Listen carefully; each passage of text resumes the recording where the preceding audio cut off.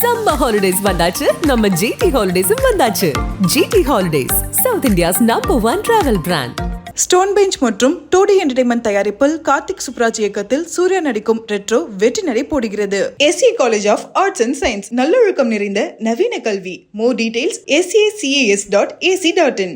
Family, அதுவும் ladies, அந்த மாதிரி ஹஸ்பண்ட் ஒய்ஃபு, இந்த மாதிரி மாமியார் இதெல்லாம் வந்து காசு கொடுத்து பார்ப்பானா, எல்லாம் வீட்டில் தான் இருக்குதுன்னு விட்டுருவானுங்க எல்லாம். அது யூத்து வரமாட்டான். ஃபேமிலியாக ஏற்கனவே விசு படம்லாம் அதனால தான் ஓடல. யூத்து உள்ளே வரணும்னா இந்த வெறும் கதையை வச்சு ஓடாது. ஒரு 2 வாரம் நல்லா ஓடினா தான் ஃபேமிலி லேடிஸ்லாம் வருவாங்க. ஒரு 2 வாரம் யங்ஸ்டர்லாம் உள்ளே வரணும்னா செம்ம காமெடி இருக்கணும்.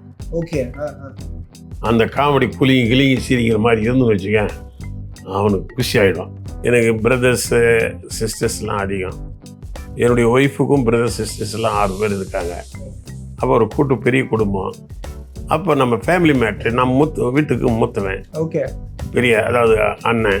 பல கஷ்டங்கள் பார்த்துருப்பீங்க. எங்கள் ஒய்ஃபும் வந்து அவங்க வீட்டில் வந்து பெரிய பொண்ணு. நான் வந்து 35 வயசு 36 தான் சினிமாவில் அசிஸ்டண்டாக பாக்யராஜ்கிட்ட சேர்றேன். இது வரைக்கும் கவர்மெண்ட் ஹெல்த் இன்ஸ்பெக்டராக. அது கூட சினிமாவில் வரணும்னு நினச்சி பண்ணல. ஜெச்சா பாக்யராஜ் சார் வந்து ஒரு சின்ன வீடுன்னு ஒரு படம் எடுத்து அதை பிரிவு போடுறாங்க. பிரிவு போடும்போது புது ஆளுங்களுக்கு காமிப்பாங்க ஒப்பீனியனுக்காக.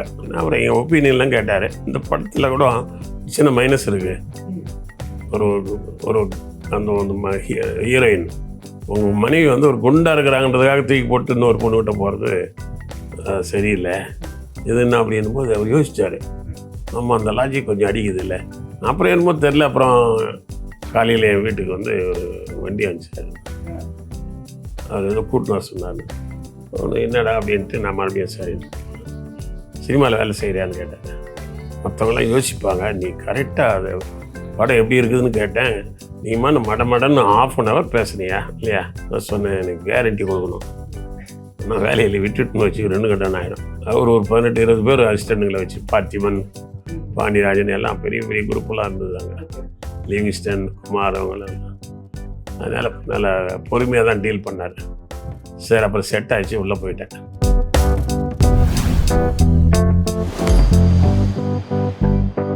நிறைய காமெடியன்ஸ் உருவாக்கிருக்கீங்களா சார்? இப்போ நான் எடுத்தது ஃபேமிலி படம்.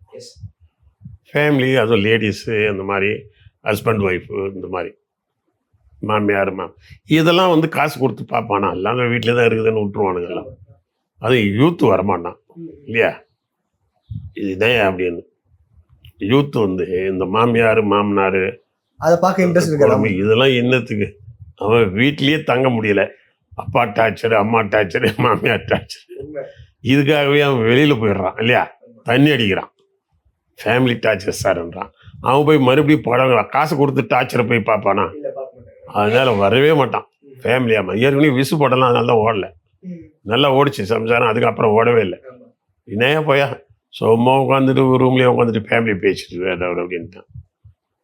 அதனால் இந்த ஃபேமிலி டைரக்டர் கல்லல் அடிக்கிற மாதிரி சூழ்நிலை. அப்போ நான் பார்த்தேன், யூத்து உள்ளே வரணும்னா இந்த வெறும் கதையை வச்சு ஓடாது. ஒரு 2 வாரம் நல்லா ஓடினா தான் ஃபேமிலி லேடிஸ்லாம் வருவாங்க. ஒரு 2 வாரம் யங்ஸ்டர்லாம் உள்ளே வரணும்னா செம்ம காமெடி இருக்கணும். ஓகே, அந்த காமெடி கிளிங்கி சிரிக்கிற மாதிரி இருந்து வச்சுக்க, அவனுக்கு குஷி ஆகிடும். ஃபேமிலி படம் தான், ஆனால் செம காமெடிப்பா. கவுண்டமணி பின்னிட்டாருப்பா, வடிவேல் பின்னிட்டாருப்பா அப்படின்னு சொன்னான்னா அது 2 வாரம் ஓட்டிடும்ல. அப்புறம் 2 வாரம் சரி நல்லா இருக்குதுன்னா அப்புறம் லேடிஸ் எல்லாம் வந்துடுவாங்க. ஃபேமிலி இறங்கிடுவாங்க. ஆமாம், நீங்க தான் டைரக்ட் பண்ணிக்கணும்னு தெரியாம நிறைய படங்கள் பார்த்ததுக்கப்புறம் அது கூகுளில் நம்ம பார்த்ததுக்கப்புறம் சார் தான் டைரக்ட் பண்ணியிருக்காரா அப்படின்றதுதான் தெரிய வந்திருக்கு. ஸோ அப்போ எல்லா படங்களும் பார்க்க வைக்கிற மாதிரி இப்போ வடிவேல் சாராக இருக்கட்டும், விவேக் சாராக இருக்கட்டும், நிறைய காமெடியன்ஸும் உருவாக்கியிருக்கீங்க. அட் த சேம் டைம் ஒரு படங்களையும் அவங்க யூஸ் பண்ணும்போது அவங்களுக்கான கேரக்டரைசேஷனும் அவங்களுக்கான ஒரு படங்களும் வித்தியாசமும் வந்துட்டு இருக்கு. அப்போ நீங்கள் எப்படி சார் சொல்வீங்க? இப்போ வடிவேல் சார் நடிக்கிறாருன்னா முந்தைய படத்துக்கு வேற, இது வேற அப்படின்ற மாதிரி முன்னாடியே பேசி அதுக்கான வேலைகள் நடக்குமா சார்? சினிமான்றது ஒரு பெரிய கடல், ஓஷன். அதில் வந்து மொத்த சினிமாவும் ஒரே ஆள் செய்ய முடியாது. உண்மை. ஆமாம், நீங்கள் பழைய படங்கள் பார்த்துருப்பீங்க. ஸ்ரீதர் சார் படம்னா காதல் நல்லா வித்தியாசமாக பண்ணியிருப்பார். ஃபேமிலின்னா பீம்சிங் சார், KS கோபாலகிருஷ்ணன் பண்ணுவார். புராணங்கள்லாம் AP நாகராஜன் அந்த மாதிரி பண்ணுவாங்க. அப்போ அதில் ஏதாவது ஒன்றில் சொல்லிட்டு ஸ்பெஷலிஸ்ட்டாக அவங்க ஜெயிச்சு எல்லாம் பண்ணாங்க. அந்த மாதிரி ஒவ்வொருத்தருக்கும் ஒரு டேலண்ட்டு. அந்த மாதிரி நான் வந்து ஒரு ஃபேமிலி எனக்கு பிரதர்ஸு சிஸ்டர்ஸ்லாம் அதிகம். என்னுடைய ஒய்ஃபுக்கும் பிரதர் சிஸ்டர்ஸ்லாம் 6 பேர் இருக்காங்க. அப்போ ஒரு பெரிய குடும்பம். அப்போ நம்ம ஃபேமிலி மேட்ரு, நான் வீட்டுக்கு மூத்தவன். ஓகே. பெரிய, அதாவது அண்ணன். பல கஷ்டங்கள் பார்த்துருப்பீங்க. எங்கள் ஒய்ஃபும் வந்து அவங்க வீட்டில் வந்து பெரிய பொண்ணு. அப்போ நாங்கள் அந்த தம்பி தங்கச்சிங்க எல்லாம் அவங்களுடைய இதெல்லாம் பார்த்துருப்போம். அப்போ இதெல்லாம் பார்க்கும்போது இந்த மேட்ருங்கள்லாம் வந்து வரும்பொழுது எனக்கு சினிமாவில் வாய்ப்பு நான் லேட்டாக தான் வந்தேன் இல்லையா. நான் வந்து 35 வயசு 36 தான் சினிமாவில் அசிஸ்டண்டாக பாக்யராஜ்கிட்ட சேர்றேன். அது வரைக்கும் கவர்மெண்ட்டு ஹெல்த் இன்ஸ்பெக்டராக. அது கூட சினிமாவில் வரணும்னு நினச்சி பண்ணல. நான் ஏதோ கவர்மெண்ட் வேலையிலேருந்து ரிட்டையர்ட் ஆகிடலான்னு தான் நினச்சேன். ஓகே. அப்போது நான் வேறு ஹெல்த் இன்ஸ்பெக்டராக வேறு இருந்தேன். அப்போ தினம் ஒரு 500 பேரை சந்திப்பேன், மக்களுங்களை சந்திப்பேன். கால்ரா, மற்ற இது இருக்குது, மலேரியா, இந்த மாதிரி நோய், மற்ற விஷயம், சென்சஸ் எடுக்கிறது, இதெல்லாம் பண்ணால மக்களோட தொடர்புலேயே இருந்திருந்தேன் நான். ஓகே. இதெல்லாம் சேர்ந்து இருக்கும்போது திடீர்னு எனக்கு சினிமா வாய்ப்பு வருது. ஓகே. பாக்யராஜ் சார் இது வச்சா பாக்யராஜ் சார் வந்து ஒரு சின்ன வீடுன்னு ஒரு படம் எடுத்து அதை பிரிவு போடுறாங்க. பிரிவு போடும்போது புது ஆளுங்களுக்கு காமிப்பாங்க ஒப்பீனியனுக்காக. ஏன்னா பழைய ஆளுன்னா என்ன பண்ணுவாங்க, அவங்களுக்கு ஃபேவராக தான் சொல்லுவாங்க. அதனால் பிஃபோர் ரிலீஸ் வந்து பிரிவு போடுறாரு. அதை பார்க்குறதுக்கு யாராவது கூப்பிடுங்கன்னும் போது நான் கோடம்பாக்கம் பவர் ஹவுஸில் இருந்தேன். ஏவியில் படம் போட்டாங்க. அப்போது ஒரு தம்பி வந்து சொன்னார், சினிமா அந்த மாதிரி ஒரு படம் போடுறாங்க, படம் ரிலீஸுக்கு முன்னாடி சும்மா பார்க்கலாம் வாங்க அப்படின்னாரு. சரின்னு நான் கேப்பில் போய் பார்த்தேன். அப்போ பார்த்து புதுசாக பார்த்தவங்க யாருன்னு கேட்குறாரு பாக்யராஜ். நிறைய பேர் இருக்காங்க, எல்லாம் உள்ள பெரிய எக்ஸ்பீரியன்ஸ்லாம். நாங்களாம் சார் இந்த மாதிரி அப்படின்னா அப்புறம் என் ஒப்பீனியன்லாம் கேட்டார். நான் முன்ன இப்போ அவர்கிட்ட வேலை செய்யலை, நான் கவர்மெண்ட்டில் வேலை செய்கிறேன், எனக்கு சம்பளம் வருது இல்லையா. நம்ம பயந்து இப்போ சினிமாவில் அவர்கிட்ட வேலை செய்கிறவங்க என்ன பண்ணுவாங்க, நடுக்கதோட அப்படியே வாய் பேச மாட்டோம், சவுண்ட் இல்லாமல் பேசுவாங்க இல்லையா. உண்மை உண்மை சார். இப்போ அரசியலில் மந்திரி கிட்ட பேசுகிறவங்க எப்படி பேசுவாங்க, சிஎம் கிட்ட பவ்யத்தோட அந்த மாதிரி தான் பேசுவாங்க. ஏன்னா அவங்க பெரிய ஆளுங்க, அவங்க தயவு தேவைப்படுற மாதிரி. ஆனால் நான் அப்படி பேசினேன் இல்லையா, நான் கவர்மெண்ட் சர்வெண்ட் எனக்கு. அதனால் இதில் நல்லதுக்கு உங்கள் படம் முன்னாடிலாம் நல்ல படம்லாம் எடுத்துருந்தீங்க, உங்கள் படம்லாம் பார்த்துருக்கேன், எல்லாமே நல்லதாக இருந்தது. இந்த படத்தில் கூட சின்ன மைனஸ் இருக்குது. ஒரு ஒரு அந்த ஹீரோயின் உங்கள் மனைவி வந்து ஒரு குண்டாக இருக்கிறாங்கன்றதுக்காக தூக்கி போட்டு இன்னொரு பொண்ணுக்கிட்ட போகிறது சரியில்லை. ஒரு பொண்ணு கேரக்டர் சரியில்லைன்னா தூக்கி போடலாம். குண்டாக இருக்கிறது அது என்ன எக்ஸசைஸ் பண்ணால் 2 மாதத்தில் குறைச்சிட்டு போகுது இல்லையா. 2 மாதம் நல்லா சாப்பிட்டா ஏறிட்டு போகுது. இதை வச்சு கீழெலாம் வந்து தூக்கி போட்டு போக முடியுமா அப்படின்னு உடனே சினிமாவிலேயே ஹீரோக்கள் என்ன பண்ணுறீங்க, படத்துக்கு அந்த மாதிரி பாடி ஏற்றுறீங்க இறக்குறீங்க, அந்த மாதிரி லேடிஸ் தான் ஏற்றிக்க போகிறாங்க. இது என்ன அப்படின்னும் போது அவர் யோசிச்சார். ஆமாம், அந்த லாஜிக் கொஞ்சம் அடிக்குது இல்லை இல்லையா. ஒய்ஃப் மைனஸ்ன்னு காமிச்சிருந்தா தப்பு இல்லை, கேரக்டர் சரியில்லைன்னு. கேரக்டர் நல்ல கேரக்டர்ன்றீங்க, அதுக்காக பண்ண முடியுமா அப்படின்னும் போது அப்படியே யோசிச்சாரு. அது ஏதோ மைனஸாக இருக்குது அதனால உங்கள் கேரக்டர் மைனஸாக இருக்குதுன்னு சொல்லிட்டு நான் வந்துட்டேன். அப்புறம் என்னமோ தெரில, அப்புறம் காலையில் என் வீட்டுக்கு வந்து ஒரு வண்டி அனுப்பிச்சார். அவர் ஏதோ கூட்டின்னு வர சொன்னார். ஒன்று என்னடா அப்படின்ட்டு நான் மறுபடியும் சரி சினிமாவில் வேலை செய்கிறியான்னு கேட்டார். இல்லை சார், இப்போ 36 வந்துடுச்சு இயர், இன்னொரு 4-5 வருஷம் வேலை செய்ய ரிட்டைர்மெண்ட்டு கவர்மெண்ட்டில் பென்ஷன் கிடைக்கும், ஒரு 3000 5000 4000 கிடைக்கும். இந்த நேரத்தில் இன்பிட்டியில் வந்தால் நான் இல்லையா, மற்றவங்களாம் யோசிப்பாங்க, நீ கரெக்டாக அது படம் எப்படி இருக்குதுன்னு கேட்டேன். நீமா மடன்னு 1/2 hour பேசுனியா இல்லையா. நான் அதிகமாக பேச சொல்லுவேன், உன்கிட்ட நாலேஜ் இருக்குது அப்படின்னாரு. அப்புறம் வந்து நீ வா என்கிட்ட அப்படின்னாரு. நான் சொன்னேன், எனக்கு கேரண்டி கொடுக்கணும், நான் வேலையில் விட்டுட்டுன்னு வச்சு 2 கட்டம் ஆகிடும். நீ சினிமாவில் திடீர்னு என்ன பண்ணுவீங்க, எமோஷனில் வாங்குவீங்க, அப்புறம் வானாண்டிங்க வண்டியில். அதையும் சொல்லிட்டீங்களா சார்? ஆமாம்மா, வண்டியில் காரில் போகும்போது இறக்கி விட்டு போயிடுவீங்க இல்லையா, அந்த மாதிரிலாம் பண்ணுவீங்க. இது யூஸ் த்ரோ மாதிரி ஆகிடும். அங்கே வந்து நான் பர்மனெண்ட்டு பென்ஷன்லாம் கிடைக்கணும். இல்லை நீ வாங்க, இருந்தாலும் நான் ரிசைன் பண்ணல, ஒரு 6 மாதம் டெஸ்ட் பண்ணிட்டு பார்த்துக்கலான்னு அவர்கிட்ட அப்படியே போனேன். அது கூட ஏன் டைமில் எனக்கு ஃப்ரீயாக இருக்கிற டைமில் போய் இப்படி பார்த்தேன். கொஞ்சம் அவர் ஒரு நல்ல மனுஷன். அவர் ஒரு 18-20 பேர் அசிஸ்டண்ட்டுங்களை வச்சு, பார்த்திபன், பாண்டியராஜன் எல்லாம் பெரிய பெரிய குரூப்பெல்லாம் இருந்ததாங்க, லிவிங்ஸ்டன், குமார் அவங்களாம். அதனால் நல்லா பொறுமையாக தான் டீல் பண்ணார். சரி, அப்புறம் செட் ஆகிடுச்சு, உள்ளே போயிட்டேன். உள்ளே போயிட்டு அப்புறம் அப்படிதான் கரியர் ஸ்டார்ட் ஆகுது. கேரியர் ஸ்டார்ட் ஆச்சு. அதனால பாக்யராஜ் தான் என்ன உள்ள இழுத்தார். ஏன்னா நிறைய பேர் சொல்லுவாங்க ஏஜ் வந்து ஒரு பெரிய ஒரு கல்யாணம் ஆகி செட்டில் ஆயிட்டு போப்பா எதுக்குப்பா தேவையில்லாம. இல்ல அவர் ஒரு உதாரணம் சொன்னாரு பாக்யராஜ், அது எனக்கு ரொம்ப பிடிச்சிருந்தது. அது யார் சிவாஜி 20-22 வயசுலயே வந்துட்டாரியா இது சினிமாவுக்குள்ள. எம்ஜிஆர் 40 வயசுல தான் அவர் படமே டேக்கப் ஆகுது. ஆனால் எம்ஜிஆர் ரொம்ப பெரிய ஆள் ஆகிட்டாரு சிவாஜி தாண்டி. அதனால அந்த ஏஜ் ஒன்றும் ப்ராப்ளமே கிடையாது. சந்தர்ப்பம் எப்போ வருதோ அப்போ தான் இல்லையா. அதனால் உனக்கு இது நல்ல உனக்கு நாலேஜ் இருக்குது அப்படின்னாரு. ரெண்டாவது நீ வேறு ஹெல்த் இன்ஸ்பெக்டர்ன்ற நிறைய பேர் பார்ப்ப, அப்போ உனக்கு நிறைய நாலேஜ் இருக்கும் இல்லையா, சரியாக இருக்கீங்க அப்படின்னாரு. அவர் சொன்ன மாதிரியே நீ நிச்சயமாக ஒரு பெரிய டேரக்டராக வருவையா அப்படின்னாரு. நானும் அப்புறம் அவரை நம்பி தான் உள்ளே போனேன். எனக்கு ஸ்கார்பிஸில் என்ன வாங்கணும் அதோட டபுள் சம்பளமும் கொடுத்தாரு, நல்ல மரியாதை கொடுத்தாரு. அசிஸ்டன்ட் மாதிரி ட்ரீட் பண்ணல. இங்கே சினிமாவில் ஒரு அசிஸ்டண்ட் ஒருத்தர் இருக்கான்னா அவன் வந்து 10-15 அசிஸ்டண்ட் இருந்தாங்கன்னா கடைசி அசிஸ்டண்ட் வேலை என்ன தெரியுமா, ரூமை துடைச்சி வைக்கிறது, டீ காஃபி போய் வாங்கின்னு வர்றது, வெளியில் தான் நிற்கணும், உள்ளெல்லாம் உட்காந்துலாம் பண்ண முடியாது. எந்த டிஸ்கஷன் எதுக்கும் அதுக்குள்ள சும்மா எடுப்படி மாதிரி வச்சுருப்பாங்க, அப்படிஸ் மாதிரி. அப்புறம் ரொம்ப நாள் ஆன பிறகு தான் அவனுக்கு சும்மா அப்படி பேப்பர் மடிக்கைகள்லாம் கொடுப்பாங்க. அதுக்கப்புறம் தான் காப்பி எடுக்கலாம் கொடுப்பாங்க. அதுக்கப்புறம் தான் ஷூட்டிங்கில் வருவார், அப்புறம் தான் கிளாப் அடிப்பார், அப்புறம் தான் அசோசியேட்லாம் வரணும். ஓகே, அதுக்கே ஒரு பாதி ஆயில் முடிஞ்சிருமே. இந்த இவன் இருக்கான்ல அம்பர்னா நம்ம சங்கர் 20 வருஷம் அசிஸ்டண்டாக இருந்தான்.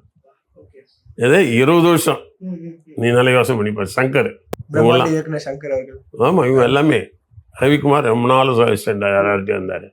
அப்படி தான் வர முடியும். என்னென்ன சொல்லிட்டாருன்னா, நீ ஒரு அசிஸ்டண்ட் இல்லை, அசிஸ்டண்ட்னா நான் இந்த வேலையில் என்னன்னு சொன்னேன், நான் ஹெல்த் இன்ஸ்பெக்டர், என்கிட்ட 100 பேர் 200 பேர் வேலை செய்கிறான். நீங்கள் வந்து மறுபடியும் டீ காப்பி இந்த பேப்பர் மடிக்கிற இந்த வேலைகள்லாம் கொடுத்தா என்ன சார் கஷ்டம், என்னால் எனக்கு கொஞ்சம் கஷ்டமான அப்படி. ஐயோ நான் சொல்லிட்டேன் எல்லார்கிட்டையும், நீ அசிஸ்டண்ட் இல்லை என் ஃப்ரெண்டு அப்படின்ட்டேன். அதனால் உங்கள்கிட்ட எந்த பேரும் வேலை வாங்க மாட்டாங்க, நீ சும்மா என் வண்டியில் போட உட்காந்துக்கோ, நாட்டு நடப்பை பற்றி பேசுவோம், ஊரில் என்ன நடக்குது, அரசியல் என்ன பண்ணுறாங்க, இது என்ன பண்ணுறாங்க இல்லையா, அப்படி அதை பற்றி பேசுவேன். அவங்க ஃப்ரெண்டு மாதிரியே உட்காந்துட்டு நிறைய பேசுவேன்.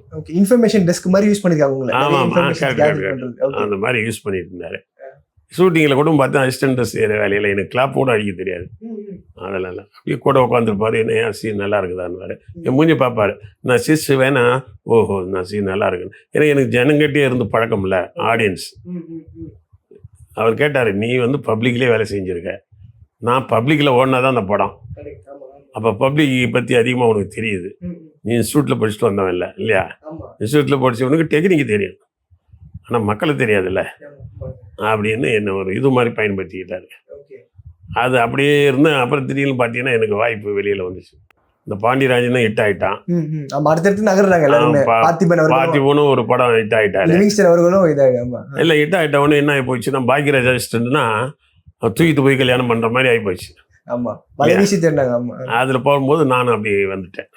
இல்ல சார், இப்ப நீங்க சொல்ற மாதிரி இப்ப பாக்யராஜ் சாருமே வந்து நடிக்க போயிட்டாரு, நீங்களும் பெரிய இயக்குனரா அடுத்தடுத்து பண்ணிட்டு இருக்கீங்க. எப்பயாச்சும் வந்து பாக்யராஜ் சார் வந்து எதாவது சொல்லி சார் வாங்க சார் நம்ம பண்ணலாம் அப்படின்ற மாதிரி ஏதாவது ஒரு டைம் எடுத்துருக்கீங்களா சார்? பேசி வந்தாரு, ஒரு தடவை சொன்னாரு, ஐயோ நான் பண்றேன் அப்படின்னாரு. அவருக்கு ஒரு பெரிய இமேஜ், எம்ஜிஆர் வாரிசுன்ற அந்த இமேஜ் இருக்கு. என்ன சிக்கல்னா, அந்த குரு சிஷியனா இருந்தா கூட சில பாலிசின்னு ஒன்று இருக்கு. இப்போது பாரதிராஜா எப்படி எடுத்தார் படம், கிராமத்தை நோக்கி எடுத்தார். ஆனால் பாக்யராஜ் சார் எப்படி எடுத்தார், ஒரு லவ் ட்ராக்கு, ஃபேமிலி அப்படி போயிட்டார். ஏன்னா ஒவ்வொருத்தருக்கும் ஒரு சின்ன கலர் வேரியேஷன்ஸ் இருக்கும். அதே மாதிரி பார்த்தா பார்த்திபன் போனால் அவன் ஒரு டைப்பாக எடுப்பான் இல்லையா, இந்த மாதிரி தான் இருக்கும். இப்போ நான் எனக்கு தெரிஞ்ச மாதிரி நான் ஒரு ஃபேமிலி எடுக்கிறேன், ஃபேமிலி ட்ராமா, யதார்த்தம். என்கிட்ட முக்கியம் என்னன்னா யதார்த்தம்.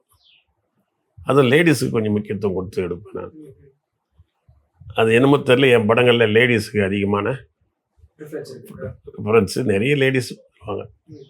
உதாரணத்துக்கு பிறந்து விடா பூந்து விடான்னு ஒரு படம் ரிலீஸ் ஆச்சு நாகேஷ் தேட்டரில். அதில் கூட்டம் அதிகமாகி ஜென்ஸுக்கு நோ டிக்கெட் அப்படின்ட்டான். லேடிஸெல்லாம் கொடுத்துட்டு தான் டிக்கெட்டுன்னா, அது அவன் சில பேர் போய் ஜென்ஸ் போகிறார். ஐயோ என் ஒய்ஃபு குழந்தையோடு வந்திருக்கேன், இவங்க போயிட்டு நான் பண்ண முடியுமாண்ணா. அப்போ வித் ஃபேமிலியாக இருந்தால் ஆம்பளை விடுவாங்க, தனி ஆம்பளைகளுக்கு டோட்டலாக டிக்கெட்டே இல்லை. தனியா வந்தா காலி போல இருக்கு. டிக்கெட் இல்லை, கிட்டத்தட்ட 40-50 நாள் அப்படி ஆகி போயிடுச்சு. அது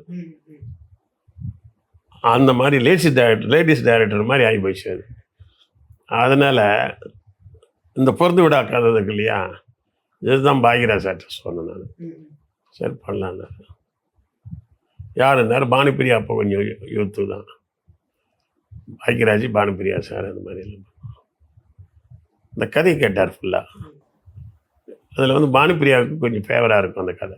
ஓகே, ஒரு ஃபீமேல் சென்ட்ரிக் ஃபிலிமாக இருக்க மாதிரி இருக்கும். ஆமாம் ஆமாம். அவங்க வந்து கணவன் சண்டை, வெளியில் போய் அவங்க சேலஞ்சாக அவங்க அண்ணன் தம்பிக்காக வாழ்வாங்க.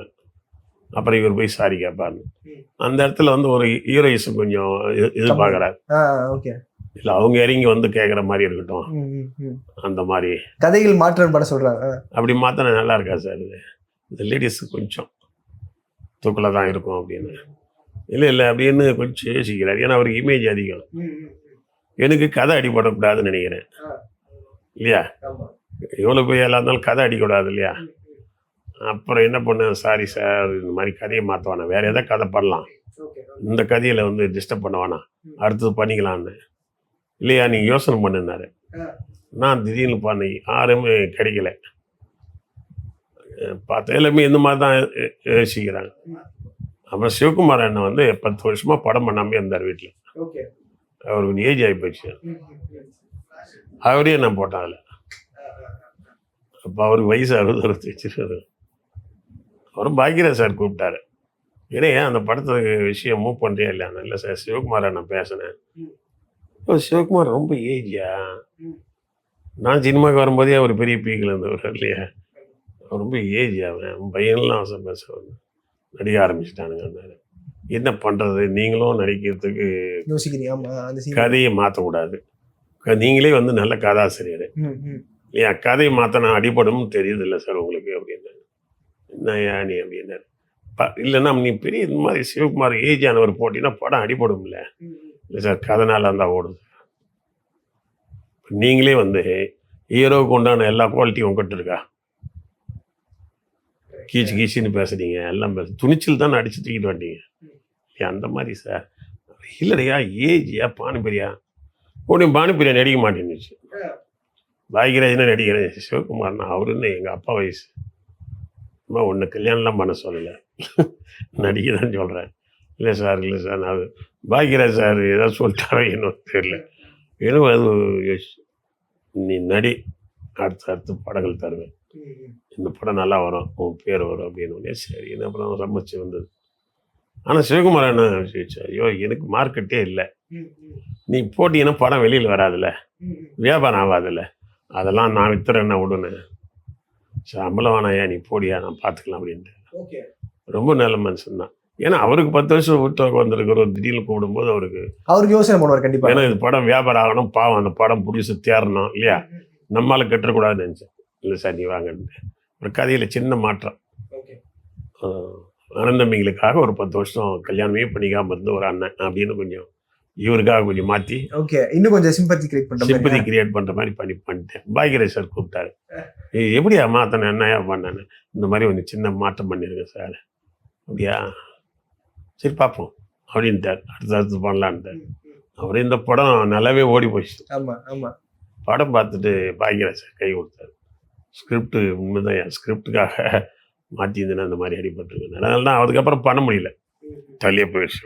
நிறைய படங்கள் பார்த்துருப்பீங்க. இப்போ இருக்க காலகட்டங்களில் இந்த ஜென்ரேஷன் ஃபிலிம் மேக்கர்ஸ்லாம் அவங்க எடுக்கிற படங்கள்லாம் நீங்கள் பார்த்துருக்கீங்களா சார்? அண்ட் அதெல்லாம் பார்க்கும்போது உங்களுக்கு அது எவ்வளோ கனெக்டாக இருக்குது, ஆடியன்ஸோடைய ஒத்து போதா படங்கள்லாம்? இப்பயும் டேலண்டான ஆளுங்கள்லாம் நிறைய இருக்காங்க, நிறைய நடிகர் இருக்காங்க, நிறைய டைரக்டர்ஸ் இருக்காங்க, ரைட்டர்ஸ்லாம் இருக்காங்க. சில டைமில் என்ன ஆகுதுனாக்கா, இப்போ மழை பெய்யும் போது பயிர் வைக்கலாம், நெல் வைக்கலாமா, கம்பு விதைக்கலாமா, சோளம் விளைக்கலாமா பேசுவோம். மழையே பெய்யாத போது என்ன பண்ணுறது, எந்த ஊருக்கு போகலான்னு தான் பேசுவோம் இல்லையா? அந்த மாதிரி சினிமா எப்படி ஆகி போச்சுன்னா, இப்போது ஒரு வறட்சி காலகட்டம். என்ன காலகட்டம்னா, அதுக்கு முன்னே சினிமான்றது பெரும்பாலும் தமிழ்நாடு, தென்னிந்தியா, இந்தியா வரைக்கும் போகும். இன்றைக்கி உலக பூரா ஒரு தமிழ் சினிமா ரிலீஸ் ஆனால் அமெரிக்காவில் ரிலீஸ், கனடா, அங்கே எல்லாம் ஃபெஸ்டிவலில் ரிலீஸ் பண்ணிட்டாங்க. அப்புறம் அவன் படம் இருக்குல்ல, இங்கிலீஷ் படம், அது நேரடியாக வருதுங்க. அதுக்கு முன்னெல்லாம் வந்து இங்கிலீஷ் படம்லாம் எப்போ வரும்னா லேட்டாக வரும். அங்கே ரிலீஸ் ஆகி ரொம்ப நாள் கழிச்சு சில தேட்டரில் மட்டும் இங்கிலீஷ் படம் போடுவான். இப்போ அவன் எதுவும் புதுசாக போய் ஒரு 500 தேட்டரில் ரிலீஸ் பண்ணுறான். இங்கிலீஷ் படமே இந்தியா பூரா. Same release date. ஆமாம், ஹிந்தி படம் சொல்லவே தேவையில்லை. ஒரே நேரத்தில் இந்தியா பூரா ரிலீஸ் பண்ணுறான். தமிழ் படமும் 2000-3000 தேட்டர் ரிலீஸ் பண்ணுறான். இப்போ குளோபலைசேஷன் வந்துட்டு பிறகு என்ன ஆகி போச்சுனாக்கா, கிட்டத்தட்ட படங்கள் வந்து சின்ன படம் எடுக்கிறவங்க, சின்ன படத்தில் தானே எப்பவுமே நல்ல கதை இருக்கும், புது புது ஆளுங்களாம் வருவாங்க, எல்லாம் பண்ணுவாங்க, கருத்துலாம் சொல்லுவாங்க. பெரிய படத்தில் என்ன இருக்கும், பாட்டு, ஆக்ஷன், சண்டை, அதுலேயே ஓடி போயிடும் இல்லையா. சும்மா சும்மா அப்படி ஒரு பில்டு, ஒரு ஜர்க்கினை போட்டு அப்படியே ஃப்ளைட்டு ஓட்டுவார், அப்புறம் பார்த்தா இன்டர்வல் முடிஞ்சிடும், அப்படியே பண்ணுவானு. நம்ப முடியாத கதைகள் தானே. நல்ல கதைகள்லாம் எப்போ வரும்னா சின்ன படத்தில் தான். 16-17 சின்ன பட்ஜெட் படம் இல்லையா. அதே மாதிரி முள்ளும் மலரும் அதெல்லாம் பண்ணார் யார், மகேந்திரன், சின்ன பட்ஜெட் படம். அதே மாதிரி கேஎஸ் கோபால்ஸ் எல்லாமே சின்ன சின்ன பட்ஜெட் படங்கள். அதெல்லாம் பாக்யராஜெல்லாம் எப்படி வந்தாங்க சின்ன பட்ஜெட்டில். பார்த்திபன், விக்ரமன், எல்லா டைரக்டர்ஸுக்கும் வந்து பார்த்தோம். உதயகுமார் ஆரம்பத்தில் வந்து அப்படி தான் வந்தாங்க. எல்லாமே சின்ன பட்ஜெட்டில் நல்ல நல்ல கதைகளை சொல்லி மேலே வந்தவங்க தான். இப்போ அந்த சின்ன பட்ஜெட் படங்கள் வெளியில் வர முடியாத சூழ்நிலை என்னென்னா, பெரிய படங்கள் பெரிய 200-300 கோடியில் எடுக்கிறாங்க. ஒரே நேரத்தில் 200-2000 தேட்டரில் போடுறாங்க தமிழ்நாட்டில். சின்ன படங்களுக்கு வந்து தேட்டர் கிடைக்கல. ஆமாம், தேட்டர் ஸ்க்ரீன் கிடைக்கல. இப்போ நான் படம் எடுக்கும்போது என் படத்துக்கு வந்து அட்வான்ஸ் கொடுப்பாங்க. என் தேட்டர் எப்பயுமே சிட்டியில் நான் எங்கெங்கெல்லாம் ரிலீஸ் பண்ணுவேன்னா, அபிராமி, அண்ணா, இது உதயம் தேட்டரில் இது இருக்கு இல்லையா, சூரியன், சந்திரன், அதில் தான் பண்ணுவேன். இவங்களே 5 லட்சம் கொடுப்பாங்க எனக்கு அட்வான்ஸ். ஓகே, இங்கே பண்ணிட்டு ரிலீஸ் பண்ணுங்க அப்படின்ற மாதிரியா? இல்லை, முன்னாடி பூஜை போடும்போதே செலவு கொடுப்பாங்க. ஓகே, நான் எதுக்கு வட்டிக்கு வாங்கினா? ஏன்னா நான் தான் வந்து படம் ரிலீஸ் போடும்போது April 14 போட்டா அந்த தேதி மாற மாட்டேன். ஓகே, இப்போ என்கிட்ட ஒரு ப்ரொசஸ் என்னன்னா, தேதி ரிலீஸ் தேதி முதல் கொண்டு போடுவேன். ஓகே, ப்ராப்பரா அந்த டைம்ல ரிலீஸ் ஆயிடும். கரெக்டா, அது என்ன இடி மழையா இருந்தாலும் ரிலீஸ் ஆகும். நீங்க பெரிய படம் கூட அப்படி போட மாட்டாங்க, ஜென்ரலா போடுவாங்க. ஆமா, விரைவில் அப்படின்னு, விரைவில், ஏப்ரல் வெளியீடு இந்த மாதிரி போடுவாங்க. தீபாவளி, அப்புறம் பொங்கல் வந்து நிற்கும். நான் தேதியே மாறாது. நான் கிட்டத்தட்ட ராக்கெட் அடிக்கிறேன், நான் அந்த மாதிரி அடிப்பேன். இல்லைன்னா சின்ன படத்தை அப்புறம் மிஸ் ஆகிடும்ல, வட்டி கிட்டின்னு போயிடும்ல. இதில் ஜெயிச்சுட்டு இருந்தேன். இப்போ எனக்கு அட்வான்ஸாக கொடுக்க மாட்டாங்களே. இப்போ நான் படம் எடுத்து சரவண போய் எல்லாம் முடிச்சு எல்லாம் வச்சுருக்கேன். எனக்கு ரிலீஸ் பண்ணுறதுக்கு காசு கொடுக்குற தேட்டர்னா தேட்டருக்காரன் கொடுக்க மாட்டான். தேட்டர்னா தரேன், ஏன்னா பழைய ஆள் நல்ல படங்கள்லாம் பண்ணியிருக்கீங்கன்னு. ஆனால் அட்வான்ஸ் கொஞ்சம் கொடுங்க. ஆனால் அட்வான்ஸ் கொடுத்தா தானே ஒரு கோடி செலவு பண்ணி நல்ல விளம்பரம்லாம் பண்ண முடியும். ஆமாம் சார், ப்ரொமோஷன்ஸ் பண்ணி. ஆமாம், ப்ரொமோஷன்ஸ் பண்ணுறது. படத்தையும் வந்து ஆஃப்டர் ரிலீஸ் நாங்கள் வாங்கிக்கிறோன்னா, முன்னாடி எங்களுக்கு வேணும், அதுக்கு முன்னாடியே வாங்கிக்குவானுங்க எல்லாம் பூஜை போட்டாவே. இப்போ என்ன ஆகி போச்சுன்னா, சின்ன படங்கள் பூரா அப்படியே ஸ்டாப் ஆகி நிற்குது. சினிமாவில் சிக்னல் டைவர்ஷன். அதாவது என்னன்னா, ஒரு மாதம் வந்து பெரிய படம் ஜனவரி, புரியுது. இந்த வந்து ஒரு மாதம் சின்ன படங்கள் ரிலீஸ். இந்த ஒரு மாதம் வந்து சின்ன படம் பிப்ரவரி, சின்ன படம். சின்ன படம் வரும்போது பெரிய படம் வரக்கூடாது, பெரிய படம் வரும்போது சின்ன படம் வரக்கூடாது. யாரும் பாதிப்பு இருக்காது சொல்லிட்டீங்கன்னா, அப்போ சின்ன படம் வரும் பொழுது பெரிய படம் வராதுன்னு சொல்லிட்டீன்னு வச்சுக்க. இப்போ தீபாவளிக்கு பெரிய படம், பொங்கலுக்கு சின்ன படம். அப்போ பொங்கலுக்கு சின்ன படம் தான் வரும், பெருசு வராதுன்னு சொல்லிட்டா தேட்டருக்காரன் என்ன பண்ணுவான், சின்ன படத்தை போய் பார்ப்பான்.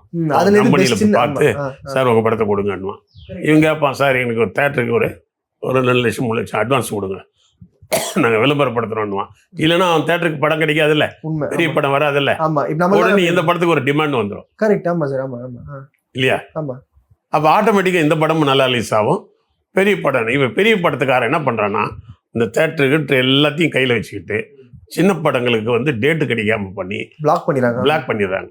இதனால தான் வந்து இவ்வளோ சிக்கல் வர்றதுக்கு காரணம். நாங்கள்லாம் போடும்போது பண்ணுவோம்னா 50வது நாள் போடுவோம், 100 நாள் போடும்போது தான் வெற்றிகரமான 100வது நாள் போடுவோம். ஆமாம் சார். இவன் எப்படி திரும்ப போடுறான், இப்போ பெரிய படம் வெற்றிகரமான 3வது நாள். ஆமாம் சார், பேப்பர்ல. ஆமாம், அதாவது வெற்றிகரமான 3வது நாள். ஏன் 3 நாளுக்கு ஒரு வெற்றிகரமாக? ஏன்னா ரொம்ப நாள் ஆகி போயிடுச்சுன்னா போய் சொல்லிடுவான், வரமாட்டான், யாரும் வரமாட்டான். இது மாதிரி சீட்டிங் தான் நடக்குது. பெரிய படம்ன்ற பேர்ல சீட்டிங் நடக்குது. சின்ன படங்கள் நல்ல கதையோட அம்சத்தோட இருக்குது. அது ஓடுறதுக்கு காரணம் இந்த மாதிரி சேனல் பண்ணணும். பெரிய படம் தனியாக வரணும், சின்ன படம் தனியாக வரணும் அப்படின்னு ரெகுலேஷன் வேணும். வந்தால் தேட்டருக்கு அட்வான்ஸ் கிடைக்கும், ஒரு தீர்வு கிடைக்கும். இப்போ சமீபத்தில் கொஞ்ச நாள் பாருங்கள், ஒரு 6 மாதத்தில் சினிமாவில் சின்ன படம் எடுக்கிற ஒரு குரூப்புக்கு எல்லாம் வந்து ரொம்ப ஃபைட் ஆகி, சின்ன படம்ன்றது சின்ன படம் இல்லை, new commerce new thought, debut directors. உள்ளூர் கதை இருக்கும் அதில். நல்ல முக்கியமான பாருங்க, சின்ன பட்ஜெட் படம் எடுக்கிறதுல உள்ளூர் தாட்டு நல்லா இருக்கும். தமிழ் மனம், 16 வயதிலே வந்து அன்னக்கிளி, இதெல்லாம் கிராம மனம். சின்ன படத்தில் தான் கிராம மனமே இருக்கும். அது தமிழர்களுடைய நாகரிகம் இருக்கும். தமிழருடைய நாகரிகத்தை எங்கே பார்க்க முடியும்னா சின்ன படத்தில் தான் பார்க்க முடியும்.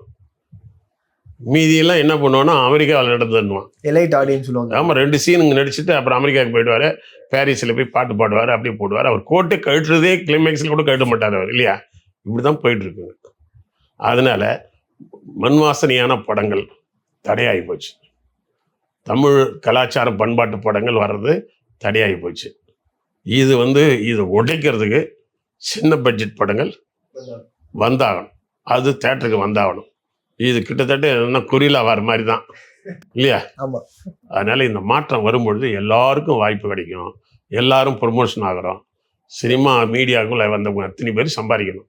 இது ஒருத்தனையும் சம்பாதிச்சுட்டு போனால் என்ன அர்த்தம்? நான் என்ன சொல்கிறேன், ஒரு நடிகருக்குன்னா ஒரு 10% சம்பளம் மொத்தத்தில் இருக்கலாம். அது என்ன 300 கோடி 400 கோடிக்கு வியாபாரம் பண்ணாலும் 300 கோடி இவங்களே எடுத்துக்கிறானுங்க, நடிகர்களே எடுத்துட்டு. அப்புறம் படத்துக்கு என்ன செலவு பண்ணுறது? இவன் சம்பாதிக்கிறத மொத்தமாக எடுத்து போயிட்டால் மீதி யார் கொடுக்க முடியும்? எந்த மீடியாக்காரங்களுக்கு வரும்? அது சினிமாவில் மூஞ்ச காட்டுறவனே எடுத்துகிட்டு போயிட்டா அப்புறம் பின்னாடி வேலை செய்கிறவனை பற்றி தெரியாது. என் படத்தில் என்ன பண்ண தெரியுமா? ஆரம்பத்திலாம் ஒரு ரீல் ஃபுல்லாக இந்த படம் எடுத்தவங்க ஸ்டில்லுக்காரங்க அவங்கெல்லாம் போடுவேன்.